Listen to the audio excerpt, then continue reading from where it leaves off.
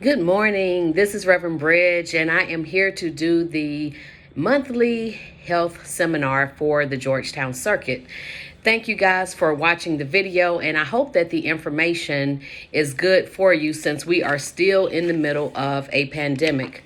This month's seminar is targeted for people who have been suffering from COVID, colds, flu, things that affect your respiratory system. So we're going to talk about things that you can do to help your immune system. So I'm not going to give you a quick course in immunity. That was one of my favorite courses in undergraduate and in graduate school. But I want to simply give you an overview of what the immune system is. It's a complicated system, but yet it can be simple, okay? Simple in the fact that it just fights off infection in your body. Anything foreign, that's what it's going to attack, okay?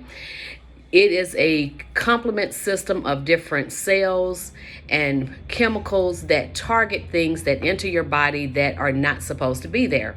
Things like bacteria, viruses, cancer cells, things like that, things that are not naturally there. We know that cancer cells are simply cells that were once normal, but they mutated and they became cancerous. So your immune system has an important role in fighting off things that are foreign to your body to help keep you healthy. Now, we're going to go through a few things that I feel are very important that people need to stay on or get on if they're not taking them. I'm not giving you anything that I do not do for myself, but I do have to give the disclaimer. I'm not a medical doctor. This is not medical advice. This is simply holistic approach to taking care of your health, okay? So if you're under doctor's orders, before you start any new medication, please always check with your physician to make sure that supplements, vitamins, herbs are not going to interfere with the medication that you're already taking. I am probably an oddball. I don't take any prescription drugs, have never needed them except for when I was pregnant with my son and I had gestational diabetes. And I told the doctor, I'm getting rid of this. I knew what I needed to do to alter my diet and to get rid of the diabetes, which I did. So, that's something that I monitor closely when I get my labs drawn for my physicals. I'm always, having them check my A1C to make sure that I have not stepped back over into that realm. But we all know, you guys know, this is my demon, that Mountain Dew. But I don't drink it like I used to, but I am still drinking it for those of you who have been praying for me that I could give it up. So hey, right now it could be worse. Okay, that's my stress relief. I'm going to digress on that topic. So I want to first say, if you have a question, you can always feel free to email me at Reverend Bridge, and that is the Reverend spelled out and BRIDGE at gmail.com. I'm happy to answer questions if I'm able to. And for those of you who know how I operate, I know a lot of doctors. If I don't know the answer, I am more than happy to reach out to somebody that I know and find out the answer to a question that you may have. I take a long list of vitamins and supplements every day. I'm not going to go through them all because then this video will be too long. But if you are interested in everything that I take on a daily basis, I am happy to send that to you via email. Just send me an email at reverendbridge@gmail.com and I'm happy to share that with you.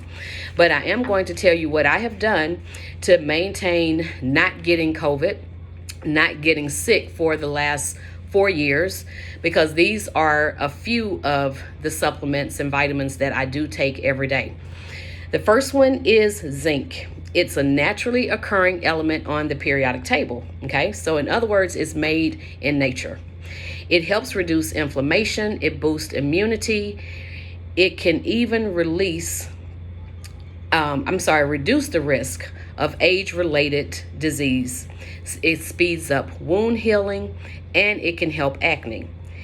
It can help the sense of taste and smell, which we know that when you have COVID, you lose your taste and your smell. Some people do, not everybody, okay? But zinc can help enhance those two senses. So zinc is very good to take if you have been diagnosed with COVID. It can help get that sense of smell and taste back. What you want to do, if you are a man, you should be taking 11 milligrams a day of zinc.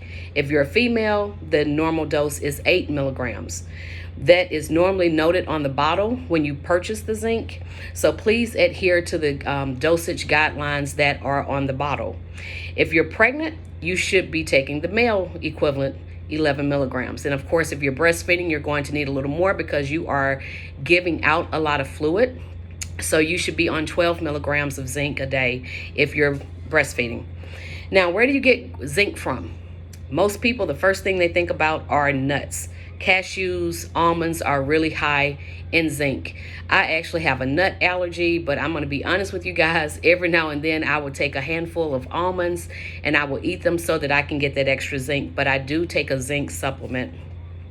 You can also get zinc from whole grains, milk products, oysters, red meat, poultry, baked beans, and chickpeas. All of these are very good resources for zinc.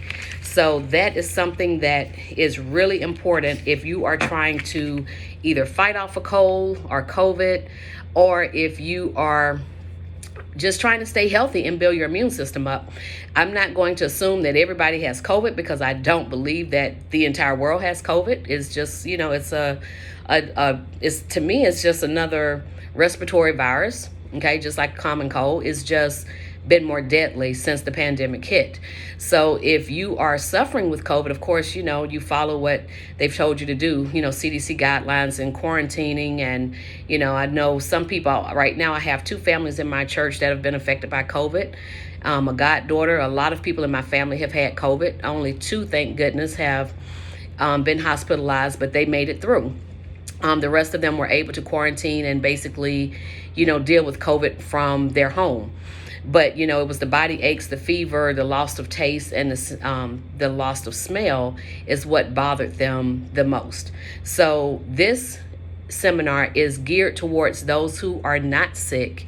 Okay, but if you want more information on how my family and friends that I know have had COVID, how they dealt with it from home, once again, you can email me. I'm happy to share that information with you. But this is for people who are trying to build up their immune system so that hopefully they will not get sick. This is not a guarantee, but this is just what I have done. Even when I was working on a COVID trial and dealing with COVID patients, I didn't get sick. And we had to weekly test on, do a weekly COVID test, and I was always negative. Everyone wanted to know what were my secrets. It's like I had a magic pill. I didn't have a magic pill. I've just always said you have to keep your immune system as strong as possible in order to fight off any type of infection that enters your body. So the next one is vitamin C. We have all heard about vitamin C. Everybody thinks about orange juice when you hear vitamin C. Vitamin C is known also as ascorbic acid. Okay, it helps fight free radicals, which are nothing but toxic chemicals or pollutants. Okay, vitamin C is needed for development, growth, repair of body tissues. It also helps with immunity, cardiovascular disease, eye disease, and of course for women who love their skin, we use vitamin C a lot when it comes to skin wrinkling. Yes, I do apply me some vitamin C serum about 3 times a week, okay? But if you do that, be careful. Do not go into the sun if you've put vitamin C on your skin. You want to put it on in the evening time. But you have to look at a previous health seminar, if you want the skin secrets that I do. And no, I'm not wearing any makeup, you guys. You all see me pure and natural right now. All right, back to the vitamin C. The normal dosage of vitamin C is 500 milligrams, okay? But you can go up to 2,000 milligrams a day safely without having to worry about having the upset stomach. Because it's an acid, it can cause a little upset stomach if you take a higher dose. Now, when I used to get respiratory infections all the time, what I would do when I would be sick with a respiratory infection, I would bump my dose up to 2,000 milligrams a day because I felt like my body needed that extra vitamin C to help fight off that infection. But on a normal day, I take 1,000 milligrams. Why do I take 1,000 milligrams? Because I've had a history of upper respiratory infections and sinus infections in the past. And with us being in a pandemic, I don't want to take the risk of getting sick. I safely opened my churches when I was appointed last year in the middle of a pandemic. I felt like being around people that I wasn't sure whether they had been exposed to COVID, I needed to just give my immune system that little extra boost. So I do take 1,000 milligrams a day of vitamin C. Now, if you don't want to take a vitamin C tablet, how else can you get it? You can get it through your foods, okay? So I'm going to give you a short list of foods that you can eat or drink that will help you get your vitamin C.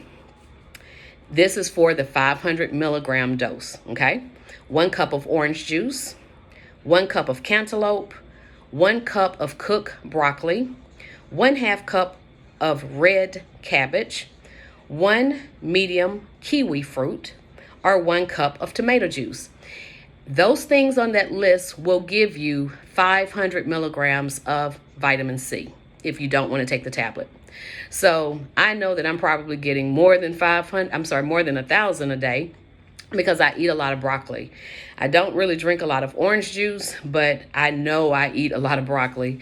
So, vitamin C is water soluble. So that means that what your body doesn't use, you're going to excrete it. It's going to come out, okay? But I do watch my vitamin C, because I don't want to have upset stomach. So, even though I eat the broccoli, if I know I'm going to eat a lot of broccoli that day, I'll cut my tablet. I'll only take 500 milligrams of it. So far we have zinc and vitamin C, which are 2 things that I take to help fight off infection. Now, the other 3 that I take every day, oil of oregano. We all have heard about oregano. It is a spice that we put in Italian food. That's the first thing you think about. Italian food, okay? But it is a flowering plant. That's how they get the herb and turn it into what we put in that good old Italian food and other things, okay? It's also a good antioxidant. It's a strong antibiotic, and it's also a strong antifungal. So, of course, oil of oregano is going to help you if you are suffering with a cold. I have used it when I had a sinus infection, and I'm going to tell you, it worked better for me than the antibiotics that the doctor gave me, because for years I had to take so many antibiotics because I would always get a sinus infection. I got tired of taking the antibiotics, and my great aunt told me about the oil of oregano. I always experiment on myself because I figure, hey, if I can't try it on myself, if it hasn't worked on myself, how can I spread that news to other people? Okay. Those of you who know, I was in research nursing for many years. And, I work with the big pharma companies. Okay. And, even during that time, I was still searching for more holistic approaches to getting your health better. So I'm here to tell you, the oil of oregano, hallelujah, that right there saved me, okay? So my great aunt Nona, you hipped me to something that I didn't even know. I tried that oil of oregano, you guys, when I had a sinus infection. It says to take 1 capsule per day, but I took 1 in the morning, 1 in the evening, and I promise you guys, within 3 days, I was feeling better, whereas it took Levaquin 5 days for me to feel better. So, hey, the oil of oregano, I salute you. It's great. I can't live without it, okay? I buy it in bulk because I don't want to run out of it. I take it every morning. Okay, what else is oil of oregano good for? It can also help you lose weight. Well, maybe if I stop drinking this demon juice, I could lose more weight. But anyway, I digress once again. It can also help you with elevated cholesterol, okay? We know that people from the Mediterranean area, they use a lot of oregano in their foods. If you really look at people from that side of the world, they are not, a lot of them are not fat. And I really believe it's because of the herbs that they use in their diet that they adhere to. So, hey, maybe we in America still have some things to learn. Oil of oregano can also help with your gut. It may help with yeast infections for those of you who suffer with those on a regular basis. It could also give some pain relief. Like I said, the normal dose is 1 capsule or tablet per day. It mostly comes in a capsule form, but you can also get the liquid form. I have both. I keep a bottle of the liquid just in case I can't get my hands on the capsules, but I do take 1 capsule every day. If you're sick with a yeast infection or with a cold, like I said, I have safely taken 2 a day, and it did fight off that infection, and I did not have to take prescription medication for the sinus infection. Now, when you're looking for oil of oregano, you want to look at the concentration of carvacrol. That is a phenol that has been shown to stop bacterial growth. So the more carvacrol the oil of oregano has, the stronger the capsule is going to be. Okay, so the dose that you want to look for is about 75 to 90%. Okay, it will be a little bit more expensive, but I promise you, the more carvacrol that you have in that capsule, the stronger and the faster it will work for you. So oil of oregano, like I said, you guys, moment of silence. It works. All right, next one, black seed oil. It comes from a berry, and you always want to make sure that black seed oil is cold pressed, okay? When they don't cold press it, it denatures or it breaks down the healing components of the oil. When you cold press it, you're not changing the chemical composition of that oil. So make sure that when you're buying black seed oil, that you're always getting cold pressed black seed oil. Now, what is it good for? It's a very strong anti-inflammatory. A lot of people complain about their joints hurting the older they get. You all, look, I can't do a split anymore, but I can still pop, lock, and drop, whoop, whoop. Okay, I'm back. Anyway, it's very strong when it comes to anti-inflammatory. It's also a very strong antioxidant. It's good for breathing disorders. So if you have asthma, it's something that can really help keep your asthma under control. As long as you're not out there doing crazy stuff, okay? It's good for your respiratory health. It strengthens your bones. It has a strong antibacterial effect. It's good for hypertension and diabetes. Make sure that when you get your black seed oil, most people get the capsules, okay? It does come in a liquid form too, but I take the capsule. Please adhere to the dose that's on the bottle. Now, each manufacturer of black seed oil is going to have a different concentration or dosage in that capsule.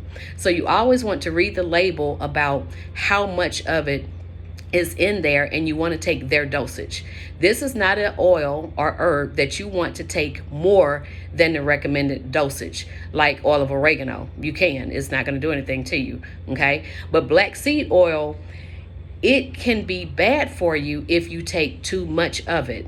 So please adhere to what the manufacturer's dosage suggestions are on that bottle.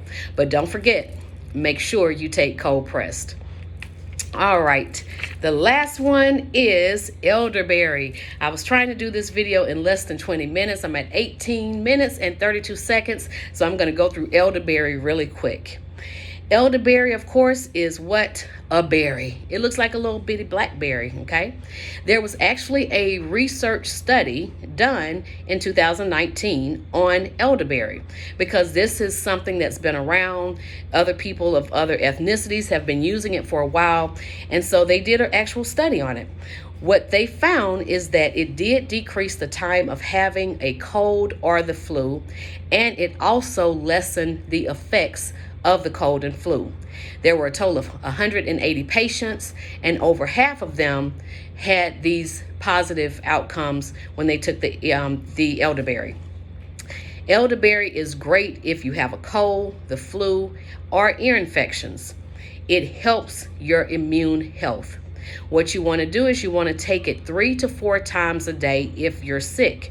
Otherwise, you would take the dosage that the manufacturer suggests.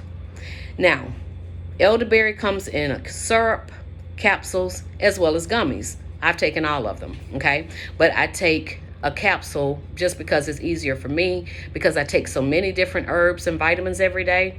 It's just easier for me to put all my capsules and pills in a little pill container and just chug them down in the morning time. You can also make your own elderberry syrup if you're interested in doing that. I do have a recipe for that. Please reach out to me via email and I am happy to send it to you.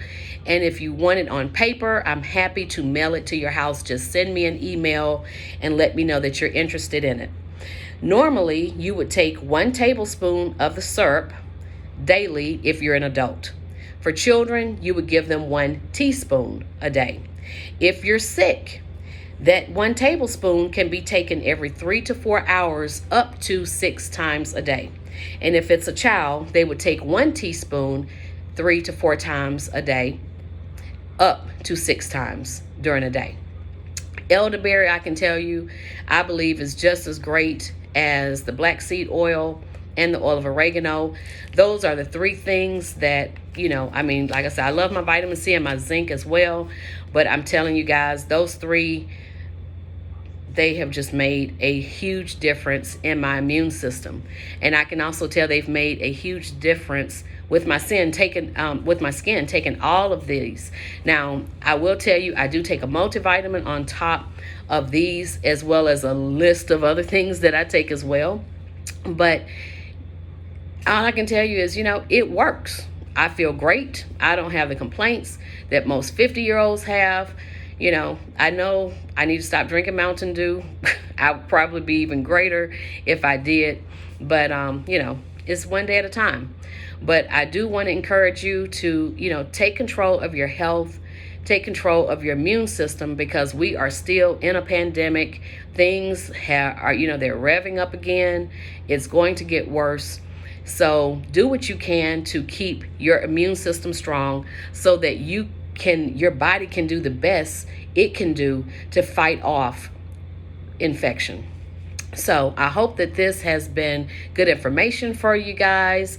Like I said, if there's anything that you need in writing or via email, I am happy to send it to you. Just send me an email to reverendbridge@gmail.com. You guys have a wonderful day, and I hope that you have enjoyed our August monthly seminar on keeping your immune system healthy. Have a blessed day.